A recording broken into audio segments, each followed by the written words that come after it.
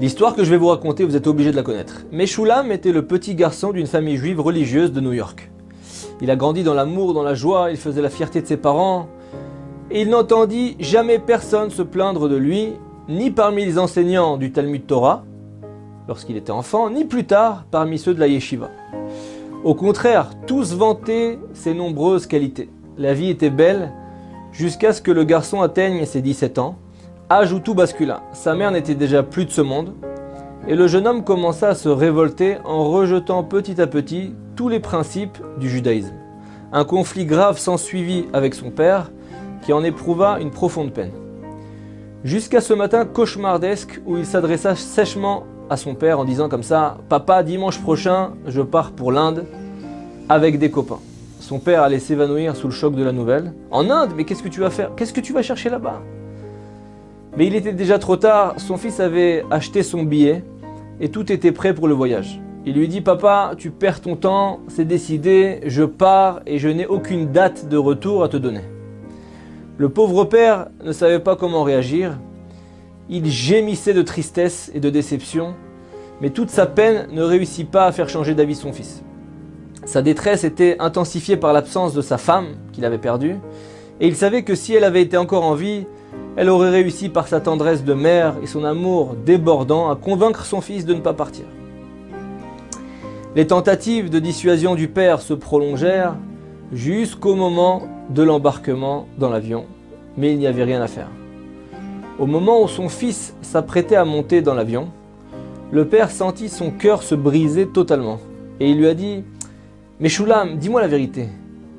Qu'est-ce qu'un jeune homme religieux va chercher en Inde ?» Si la limite de ses souffrances n'était pas encore atteinte, la réponse provocante de son fils allait lui en faire dépasser le seuil. « Papa, si tu penses que je suis encore religieux, tu te fais des illusions.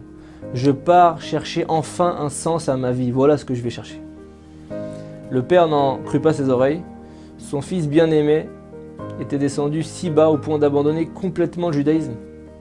Et le fils de rajouter froidement à son père « Papa, j'espère que tu me pardonneras. » Mais son père n'était déjà plus capable de contenir son émotion et il explosait devant lui à l'aéroport et il lui a dit « Te pardonner après tout ce que je t'ai donné, après l'éducation en or que ta mère, que son souvenir soit béni, t'a prodigué durant toute sa vie. C'est ça le merci qu'on reçoit. Je ne veux plus jamais te revoir. Si tu as décidé de rejeter derrière toi tout ce qu'il y a de plus précieux et de sacré dans ta vie de juif, alors tu n'es plus mon fils. Je ne te pardonnerai jamais de cette peine que tu m'as causée. » 3 ans sont passés et Meshulam réalisa ses rêves en Inde. Pourtant, même s'il s'était bien adapté à sa nouvelle vie indienne, la séparation avec son père à l'aéroport le perturbait encore en lui.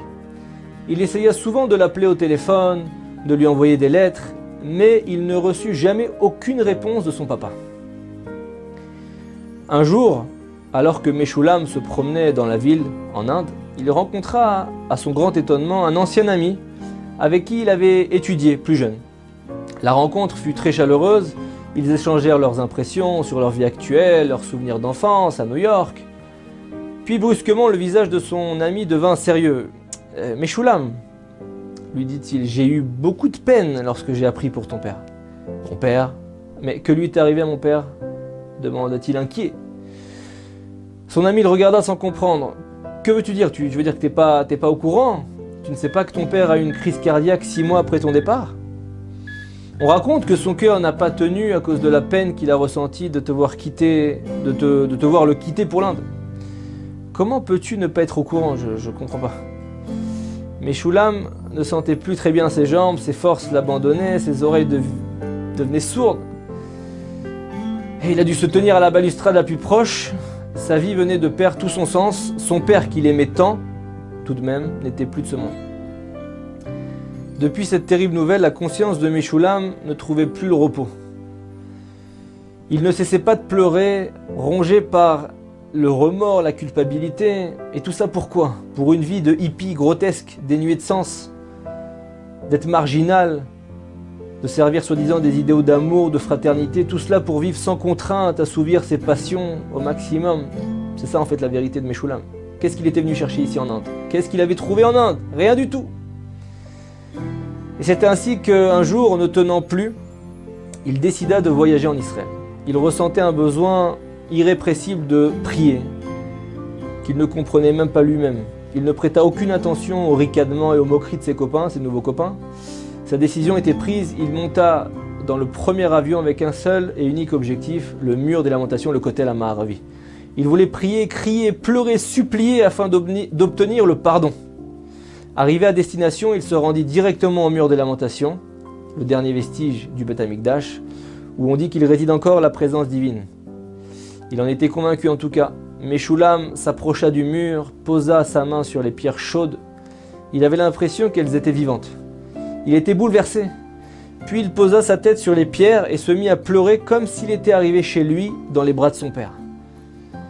Il sentait tout proche la présence d'Hachem comme jamais. Il pleurait sur le passé, sur le présent, sur le futur qui lui apparaissait maintenant obscur, tellement incertain. Mais il pleurait surtout sur la peine qu'il avait causée à son père et qui avait entraîné sa mort. Et cela, il sentait qu'on ne pouvait pas lui pardonner.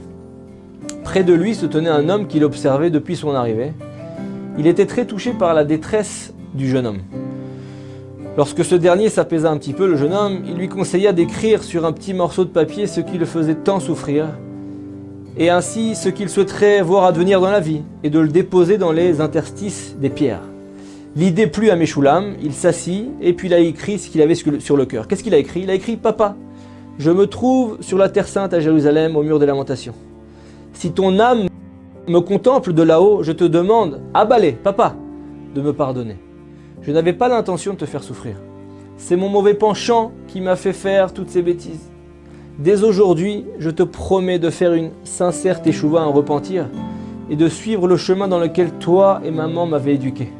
Papa, est-ce qu'un jour tu pourras me pardonner ?» Et il se mit de nouveau à pleurer, mais cette fois il se sentait déjà beaucoup mieux. Meshulam chercha une fissure dans le mur donc de Jérusalem afin d'y glisser son mot. Mais à chaque fois qu'il tentait d'insérer un mot, le papier retombait par terre. Il en éprouvait encore une grande peine parce qu'il interprétait ça comme un rejet du ciel. Avant de se décourager, il décida de déposer son papier un peu plus haut. Il monta sur une chaise, enfonça le mot entre les pierres du Kotel bien en haut. Cette fois-ci, le papier allait tenir, ce qui le soulagea. Cependant, en faisant pénétrer son papier, il en fit tomber un autre. Mais alors qu'il s'apprêtait à le replacer entre les pierres, il remarqua un mot sur le papier qui attira particulièrement son attention. Il s'agissait de son nom. Son nom était écrit sur le papier qu'il avait fait tomber. Son cœur se mit à battre à toute vitesse. Il tenait le papier serré dans ses doigts lorsqu'une voix intérieure lui suggéra d'ouvrir le papier. Bien que ce n'était pas le sien, sa respiration s'arrêta. Il s'agissait de l'écriture de son père. Au bord des larmes, il put lire comme ça sur le mot « Maître du monde ». Je t'en prie, aie pitié de Meshulam ben Rivka, mon jeune fils qui a voyagé en Inde il y a 2 mois. Veille sur lui afin qu'il reste un juif fidèle. Protège-le comme la prunelle de tes yeux et pardonne-lui toutes ses fautes. Meshulam, si je le pouvais, je te dirais ceci. Je t'aime et je te pardonne pour tout ce que tu m'as fait endurer.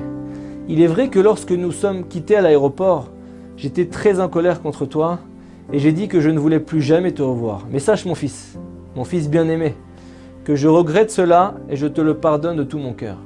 J'espère et je prie qu'Hachem aussi te pardonnera et qu'il te ramènera à lui par une sincère teshuva. Je souhaite que lorsqu'arrivera le moment de te marier, tu choisisses une femme juive digne de ce nom qui est la crainte du ciel et que tu aies avec elle des enfants purs, élevés dans la Torah et dans les mitzvot. Signé ton père qui t'aime très fort, Yaakov ben Sarah. À ce moment-là, Meshulam fut secoué par de violents sanglots et pleura comme un enfant un long moment. Et lorsqu'il quitta le Kotel, il était déjà un parfait Baal Tshuva, c'est-à-dire une personne qui a fait un parfait retour vers le judaïsme. Aujourd'hui, Meshulam a 4 enfants, élevés dans la tradition juive authentique, et il fait la fierté de son père qui est au ciel, c'est évident. La prière sincère qui avait jailli du fond de son cœur de son père avait été entendue et exaucée ici-bas. Et Hachem était en mesure d'avoir été donc l'orchestre, le chef d'orchestre de cette histoire magnifique. Shabbat Shalom à tous.